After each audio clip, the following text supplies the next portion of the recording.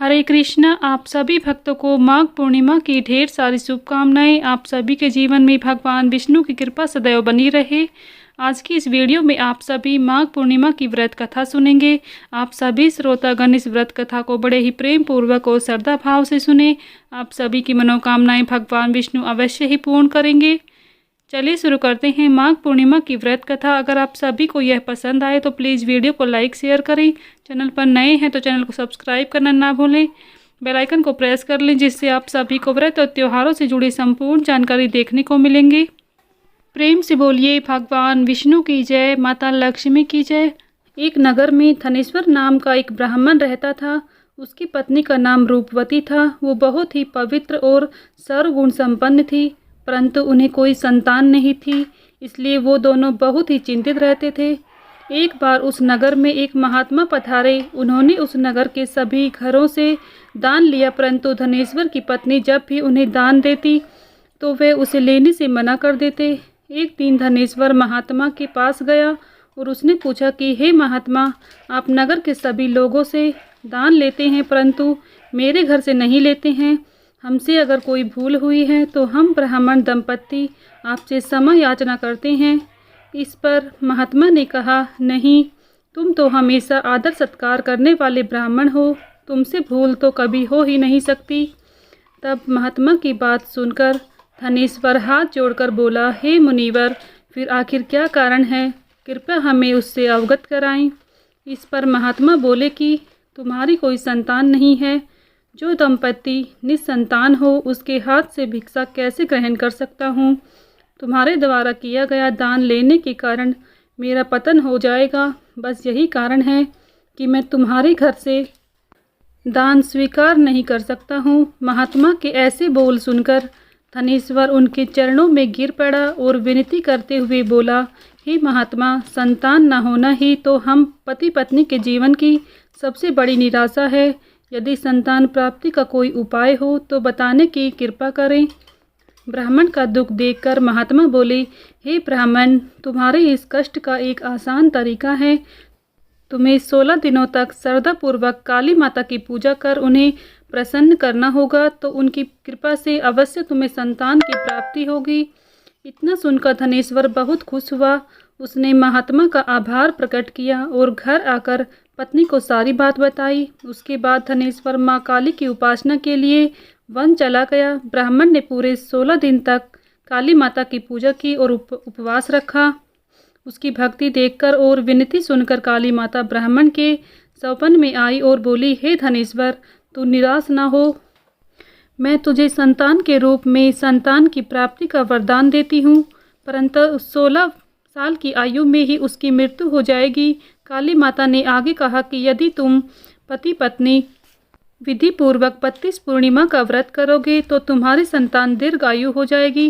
प्रातःकाल जब उठोगे तो तुम्हें यहाँ आम का एक वृक्ष दिखाई देगा। उस पेड़ से एक फल तोड़ना और ले जाकर अपनी पत्नी को खिला देना। शिवजी की कृपा से तुम्हारी पत्नी गर्भवती हो जाएगी। इतना कहकर माता अंतर्ध्यान हो गई। प्रातःकाल जब धनेश्वर उठा तो उसे आम का वृक्ष दिखा जिस पर बहुत ही सुंदर फल लगे हुए थे। वो काली माँ के कहे अनुसार फल तोड़ने के लिए वृक्ष पर चढ़ने लगा। उसने कई बार प्रयास किया परंतु फिर भी फल तोड़ने में असफल रहा। तभी उसने गणेश भगवान का ध्यान किया और गणपति की कृपा से इस बार तो वृक्ष पर चढ़ गया और उसने फल तोड़ लिया। धनेश्वर ने अपनी पत्नी को वो फल दिया जिसे खाकर वो कुछ समय बाद गर्भवती हो गई।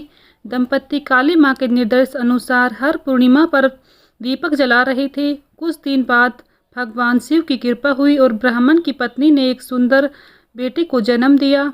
उसका नाम उन्होंने देवीदास रखा। जब पुत्र 16 वर्ष का होने लगा तो माता पिता को चिंता होने लगी कि इस वर्ष उसकी मृत्यु न हो जाए। इस पर उन्होंने देवीदास की मामा को बुलाया और कहा कि तुम देवीदास को विद्या अध्ययन के लिए काशी ले जाओ और 1 वर्ष बाद वापस आना। दंपत्ति पूरी आस्था के साथ पूर्णिमा का व्रत कर पुत्र के दीर्घायु की कामना करने लगे। वहीं काशी प्रस्थान के दौरान मामा भांजे एक गांव से गुजर रहे थे। वहां एक कन्या का विवाह हो रहा था। विवाह होने से पूर्व ही उसका वर अंधा हो गया। तभी वर के पिता ने देवीदास को देखा और मामा से कहा कि तुम अपना भांजा कुछ समय के लिए हमारे पास दे दो, विवाह संपन्न हो जाए उसके बाद ले जाना। ये सुनकर मामा ने कहा, यदि मेरा भांजा ये विवाह करेगा तो कन्यादान में मिले धन आदि पर हमारा अधिकार होगा। वर के पिता ने मामा की बात स्वीकार कर ली और देवीदास के साथ कन्या का विवाह संपन्न करा दिया।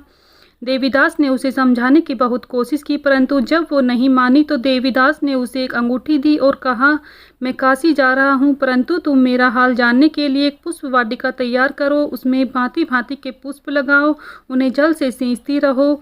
यदि वाटिका हरी भरी रहे, पुष्प खिलें तो समझना कि मैं जीवित हूँ, और ये वाटिका अगर सूख जाए तो मान लेना कि मेरी मृत्यु हो चुकी है। इतना कहकर देवीदास काशी चला गया।